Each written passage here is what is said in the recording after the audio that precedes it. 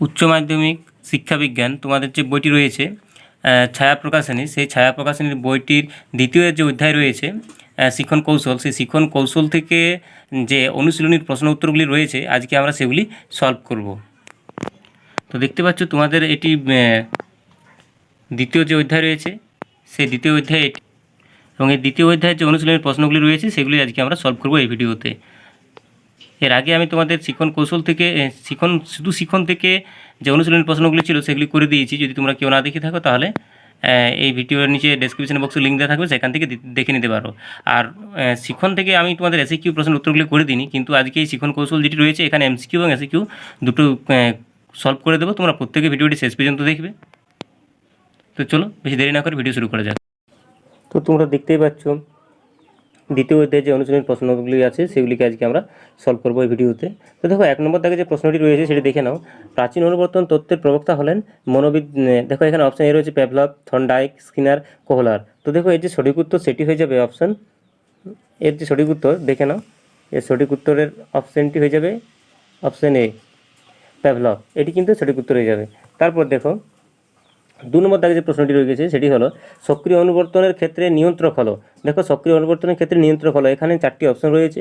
তো দেখো এখানে 4টি অপশনের মধ্যে option A, option B, option C, option D.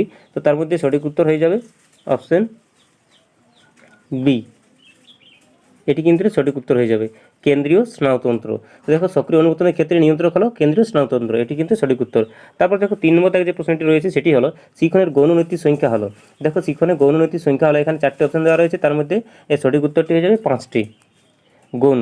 গৌণ যদি মুখ্য বলতো তাহলে কিন্তু 3টি হতো, যেহেতু এখানে গৌণনীতি বলেছে তাহলে কিন্তু এখানে 5টি হবে। তাহলে এর সঠিক উত্তর হয়ে যাবে অপশন ডি। 3 নম্বর দাগে যে প্রশ্নটি রয়েছে সেটি সঠিক উত্তর হয়ে যাবে অপশন ডি। তারপর দেখো 4 নম্বর দাগে যে প্রশ্নটি রয়েছে সেটি হলো সক্রিয় অনুবর্তন তত্ত্বের প্রবক্তা হলেন মনোবিদ, প্যাভলভ, স্পিয়ারম্যান, স্কিনার, থর্নডাইক। দেখো এখানে 4 নম্বর দাগে যে প্রশ্নটি রয়েছে তার সঠিক উত্তরটি হয়ে যাবে সক্রিয় অনুবর্তন তত্ত্বের প্রবক্তা হলেন মনোবিদ, Skinner, option C. Option C এর সঠিক উত্তর, স্কিনার, এটি সঠিক উত্তর। এবার দেখো 5 নম্বর দাগে যে প্রশ্নটি রয়েছে সেটি হলো প্রচেষ্টা ও ভুল তথা সংযোজনবাদ তত্ত্বের প্রবক্তা হলেন স্কিনার, প্যাভলভ, থর্নডাইক, থার্স্টন। তো দেখো 5 নম্বর দাগে যে প্রশ্নটি রয়েছে তার সঠিক উত্তরটি হবে অপশন সি, থর্নডাইক। দেখো এখানে কি বলেছে, প্রচেষ্টা ভুল তথা সংযোজনবাদ তত্ত্বের প্রবক্তা হলেন থর্নডাইক, এটাই সঠিক উত্তর হয়ে যাবে অপশন সি। 5 নম্বর দাগে যে প্রশ্নটি রয়েছে সেটি অপশন সি সঠিক উত্তর হয়ে যাবে।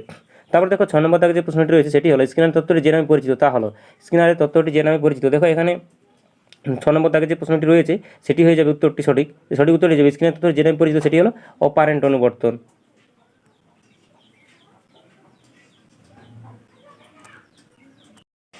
অপারেন্ট অনুবর্তন। দেখো 6 নম্বর দাগে যে প্রশ্নটি রয়েছে সেটি সঠিক উত্তর হয়ে যাবে অপারেন্ট অনুবর্তন, অপশন ডি এর সঠিক উত্তর হয়ে যাবে। তারপর দেখো 7 নম্বর দাগে যে প্রশ্নটি রয়েছে সেটি হলো 7 নম্বর শিক্ষণ তত্ত্বে প্রেরণা ও পুরস্কার লাভের উপর বিশেষ গুরুত্ব দিয়েছিলেন। এখানে দেখো 7 নম্বর দাগে যে প্রশ্নটি রয়েছে সেটি দেখে নাও, আবার বলছি, শিক্ষণ তত্ত্বে প্রেরণা ও পুরস্কার লাভের উপর বিশেষ গুরুত্ব দিয়েছিলেন। এখানে সঠিক উত্তর হয়ে যাবে option B, Skinner. Option B এর সঠিক উত্তর স্কিনার কিন্তু এর সঠিক উত্তর। আবার প্রশ্নটা দেখে নাও, শিক্ষণ তত্ত্বে প্রেরণা ও পুরস্কার লাভের উপর বিশেষ গুরুত্ব দিয়েছিলেন, অপশন বি, স্কিনার। তারপর দেখো 8 নম্বর দাগে যে প্রশ্নটি রয়েছে সেটি দেখে নাও, সক্রিয় অনুবর্তন হলো কয়েকটি প্রতিক্রিয়ার, এটি সঠিক উত্তর হয়ে যাবে অপশন সি, ধারাবাহিকতা। এর সঠিক উত্তরটি হয়ে যাবে ধারাবাহিকতা, অপশন সি এর সঠিক উত্তর। এবার দেখো 9 নম্বর দাগে যে প্রশ্নটি রয়েছে, আবার দেখো 9 নম্বর দাগে যে প্রশ্নটি রয়েছে সেটি হলো সক্রিয় অনুবর্তনের ক্ষেত্রে সক্রিয়তামূলক আচরণ হলো। এখানে সঠিক উত্তর কোনটি দেখো, অন্তর্নিহিত, বহিরাগত এদের কোনোটিই নয়। তো সঠিক উত্তরটি হয়ে যাবে, এই সঠিক উত্তরটি যে অপশন বি, বহিরাগত। এখানে তোমরা পেন্সিল দিয়ে তোমাদের যে বই রয়েছে সেখানে দাগ দিতে পারো, আবার চাইলে তোমরা খাতাতে লিখে এই উত্তরগুলি করতে পারো। এরপরে দেখে নাও 10 নম্বর দাগে যে প্রশ্নটি রয়েছে সেটি হলো পায়রা ও ইঁদুরের উপর গবেষণা করেন। দেখো আবার প্রশ্ন বলছি, পায়রা ও ইঁদুরের উপর গবেষণা করেন কে? এখানে 4টি অপশন রয়েছে এ, বি, সি, ডি। তার মধ্যে সঠিক উত্তরটি হয়ে যাবে সি। এর সঠিক উত্তরটি হয়ে যাবে অপশন সি, স্কিনার। দেখো 10 নম্বর দাগে যে প্রশ্নটি রয়েছে পায়রা ও ইঁদুরের উপর গবেষণা করেছেন কে? মনোবিদ, স্কিনার। এবার 11 নম্বর দাগে যে প্রশ্নটি রয়েছে সেটি দেখে নাও। 11 নম্বর দাগে যে প্রশ্নটি রয়েছে সেটি হলো কুকুরের উপর গবেষণা করেছেন স্কিনার, প্যাভলভ, থর্নডাইক, স্পিয়ারম্যান। দেখো এটা কিন্তু তোমাদের প্রত্যেকেরই জানা এই প্রশ্নের উত্তরটি। 11 নম্বর দাগে যে প্রশ্নটি রয়েছে এটি কিন্তু তোমাদের প্রত্যেকেরই জানা। তো দেখো এর সঠিক উত্তরটি হয়ে যাবে স্পিয়ারম্যান সঠিক উত্তর। স্পিয়ার নয়, প্যাভলভ কিন্তু সঠিক উত্তর। কুকুরের উপর গবেষণা করেছেন প্যাভলভ, তারপর দেখো 12 নম্বর দাগে যে প্রশ্নটি রয়েছে সেটি হলো অপারেন্ট অনুবর্তনের প্রবক্তা হলেন operant Pavlov, Kohler, Skinner, Thorndike. তো এর সঠিক উত্তরটি যাবে option C, option C. Operant অনুবর্তন তত্ত্বের প্রবক্তা হলেন, অপারেন্ট অনুবর্তন তত্ত্বের প্রবক্তা হলেন স্কিনার। এরপর দেখো 13 নম্বর দাগে যে প্রশ্নটি রয়েছে সেটি দেখে নাও।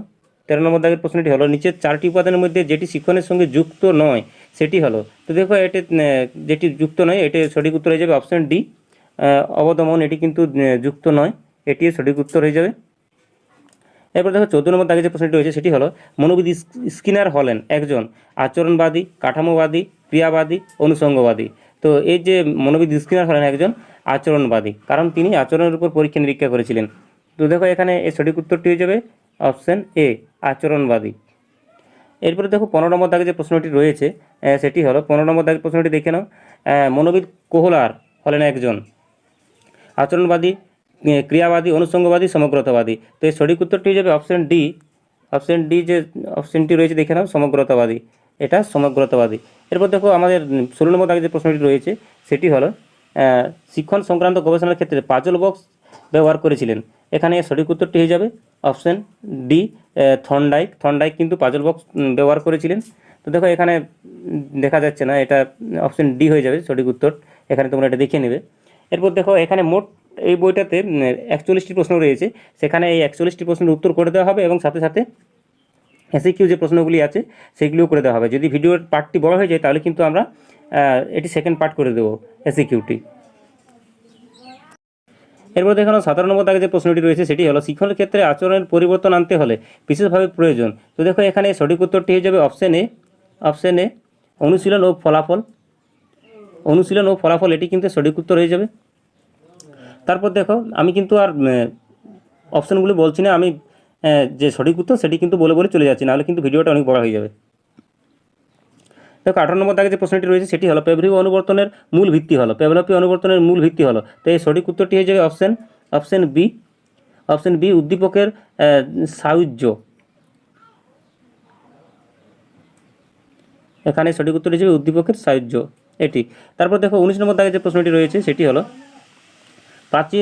প্রাচীন পেভলভীয় অনুবর্তনের সাংগঠনিক রূপ হলো S1 R1 S2 R2, মানে এই সঠিক উত্তরটি যাবে অপশন এ, এখানে অপশন এ সঠিক উত্তর এটি হবে। তারপর দেখো 20 নম্বর দাগে যে প্রশ্নটি রয়েছে এটি ছিল 19 নম্বর দাগের প্রশ্ন। এবার দেখো 20 নম্বর দাগে যে প্রশ্নটি রয়েছে সেটি হলো কোন বিজ্ঞানী অনুবর্তনের উপর সর্বপ্রথম গবেষণা করেন। তো দেখো এর সঠিক উত্তরটি হয়ে যাবে আইভান প্যাভলভ। তো দেখো এখানে দেওয়া আছে বিজ্ঞানী আইপি প্যাভলভ। তো দেখো এখানে সঠিক উত্তরটি হয়ে যাবে অপশন বি, এটি সঠিক উত্তর 20 নম্বর দাগে যে প্রশ্নটি রয়েছে। তারপর দেখে নাও 21 নম্বর দাগে যে প্রশ্নটি রয়েছে সেটি হলো ক্লাসিক্যাল কন্ডিশন আর এর আর নাম কি। তো দেখো এখানে ক্লাসিক্যাল কন্ডিশন এর অপর নাম হচ্ছে প্রাচীন অনুবর্তন। তো সঠিক উত্তরটি হয়ে যাবে অপশন ডি, অপশন ডি। এটি 21 নম্বর দাগের যে প্রশ্ন তার সঠিক উত্তর। এবার দেখো 22 নম্বর দাগে যে প্রশ্নটি রয়েছে সেটি হলো সক্রিয় অনুবর্তনের আর নাম কি। তো দেখো এখানে সক্রিয় অনুবর্তনের আরেক নাম হলো কি, যান্ত্রিক অনুবর্তন। তাহলে এখানে সঠিক উত্তর কোনটি হয়ে যাবে, এখানে এর সঠিক উত্তরটি হয়ে যাবে অপশন ডি, অপশন ডি এর সঠিক উত্তর, যান্ত্রিক অনুবর্তন। দেখো এখানে সক্রিয় অনুবর্তন আরেক নাম হচ্ছে যান্ত্রিক অনুবর্তন। এটি 22 নম্বর দাগের প্রশ্ন। এবার দেখো 23 নম্বর দাগে যে প্রশ্নটি রয়েছে সেটি দেখে নাও প্যাভলভের অনুবর্তনের পরীক্ষায় সিএস বলতে কি বোঝায়। তো দেখো এখানে এর সঠিক উত্তরটি হয়ে যাবে অপশন বি, এখানে অপশন বি এর সঠিক উত্তর, তোমরা দেখে নেবে এটা।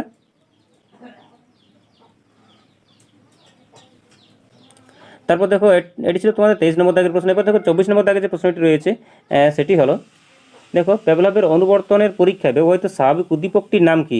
তো দেখো এখানে এর সঠিক উত্তর যে অপশন সি, ব্যবহৃত স্বাভাবিক উদ্দীপকটির নাম হলো খাদ্য। তো দেখো এখানে খাদ্য কোথায় রয়েছে, এখানে খাদ্য রয়েছে অপশন সিতে, অপশন সি এর সঠিক উত্তর, উদ্দীপকটি হলো খাদ্য। তাহলে এটি কিন্তু সঠিক উত্তর। এরপর দেখে নাও এখানে 24 নম্বর দাগের প্রশ্ন রয়েছে। এবার 25 নম্বর দাগে যে প্রশ্নটি আছে সেটি দেখে নাও। দেখো 25 নম্বর দাগের প্রশ্নটি হলো থর্নডাইক শিক্ষণ তত্ত্বের ক্ষেত্রে কতগুলি মুখ্য সূত্রের কথা উল্লেখ করেছিলেন। তো দেখো এখানে মুখ্য সূত্র যদি বলা হয় তাহলে কিন্তু 3টি হবে। এখানে দেখো মুখ্য সূত্র যদি বলা হয় তাহলে 3টি এবং গৌণ সূত্র যদি বলা হয় তাহলে 5টি। দেখো এখানে কতগুলি মুখ্য সূত্রের কথা বলা হয়েছে, তাহলে এখানে মুখ্য সূত্রের সংখ্যা কত? এখানে মুখ্য সূত্রের সংখ্যা হচ্ছে 3টি। তাহলে সঠিক উত্তরটি হয়ে যাবে অপশন বি, 3টি মুখ্য সূত্র এবং 5টি গৌণ সূত্র। তাহলে মোট 8টি সূত্রের কথা এখানে বলেছিল। তো যাই হোক, এখানে আমাদের সঠিক উত্তর হয়ে যাবে অপশন বি। দেখো 26 নম্বর দাগে যে প্রশ্নটি রয়েছে সেটি হলো স্কিনার কয় ধরনের শক্তি উদ্দীপকের কথা বলেছেন। তো এই সঠিক উত্তরটি হয়ে যাবে 3 ধরনের। দেখো এখানে কত ধরনের বলেছে? 3 ধরনের।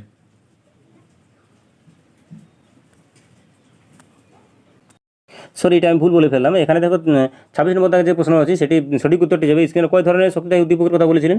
2 ধরনের, ধনাত্মক এবং ঋণাত্মক। তো এই সঠিক উত্তরটি যে অপশন এ। অপশন এ, এটা কিন্তু তোমরা একটু ঠিক করে নেবে, একটু তাড়াহুড়োর জন্য আমি ভুল বলে ফেলেছিলাম।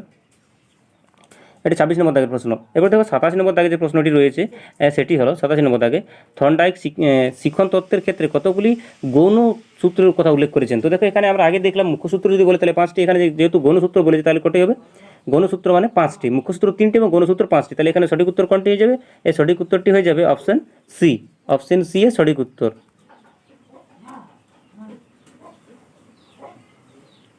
5টি গণসূত্রের কথা উল্লেখ করেছিলেন। দেখো এখানে 27 নম্বর দাগে ছিল প্রশ্নটি। এবার দেখো 28 নম্বর দাগে যে প্রশ্নটি রয়েছে সেটি হলো স্কিনার কোন কোন প্রাণীর উপর তার গবেষণা করেছিলেন। স্কিনার দেখো এখানে বানর ও হনুমানের উপর, বিড়াল ও গিনিপিগের উপর, কুকুর ও ছাগলের উপর, পায়রা ও ইঁদুরের উপর। তো দেখো এর সঠিক উত্তরটি হয়ে যাবে অপশন ডি। অপশন ডি, পায়রা ও ইঁদুরের উপর পরীক্ষাটি করেছিলেন। এরপর দেখো এটি ছিল 28 নম্বর দাগের প্রশ্ন।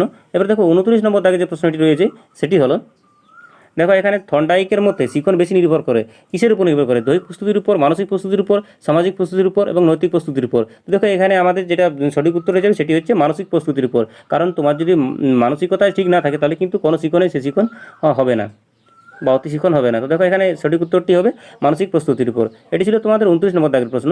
এরপর দেখো 30 নম্বর দাগে যে প্রশ্নটি রয়েছে সেটি হলো প্রোগ্রাম শিখন হলো ডেসের প্রবর্তিত শিখন তত্ত্বের ব্যবহারিক প্রয়োগ। দেখো এখানে 30 নম্বর দাগে যে প্রশ্নটি রয়েছে সেই 30 নম্বর দাগের প্রশ্নের সঠিক উত্তরটি যাবে option C. Option C. Option C যে অপশনটি রয়েছে দেখো এখানে স্কিনার, এটি কিন্তু সঠিক উত্তর। এরপর দেখে নাও 31 নম্বর দাগে যে প্রশ্নটি রয়েছে সেটি হলো চেষ্টা ও ভ্রান্তি তত্ত্বের আবিষ্কারক হলেন। দেখো চেষ্টা ও ভ্রান্তি তত্ত্বের আবিষ্কারক হলেন মানে আমরা যেটা ট্রাই অ্যান্ড ইরোর বলি, সেটি প্রবক্তাকে এখানে থর্নডাইক। তাহলে এখানে সঠিক উত্তর কোনটি? এর সঠিক উত্তরটি হয়ে যাবে অপশন বি, থর্নডাইক। তারপর দেখো 32 নম্বর দাগের যে প্রশ্নটি রয়েছে 32 নম্বর দাগের প্রশ্নটি দেখে নাও থর্নডাইকের শিখন তত্ত্বে মুখ্য সূত্রের সংখ্যা হলো। মুখ্য সূত্র দেখো 2টি, 3টি, 4টি। দেখো এখানে মুখ্য সূত্র মানে আমি আবারও বলেছি মুখ্য সূত্র 3টি এবং গৌণ সূত্র 5টি। তো এখানে সঠিক উত্তর কোনটি হয়ে যাবে? এখানে সঠিক উত্তরটি হয়ে যাবে অপশন বি, 3টি মুখ্য সূত্র, গৌণ সূত্র 5টি। এবার দেখো 33 নম্বর দাগের যে প্রশ্নটি রয়েছে 33 নম্বর দাগের প্রশ্নটি দেখে নাও ড্যাশ শক্তিদায়ী উদ্দীপক সর্বদাই প্রতিক্রিয়াকে শক্তিশালী করে তোলে। তো দেখো এখানে 33 নম্বর দাগে এটি হচ্ছে ধনাত্মক। ধনাত্মক, এখানে অপশন সি। অপশন সি এর সঠিক উত্তর ধনাত্মক।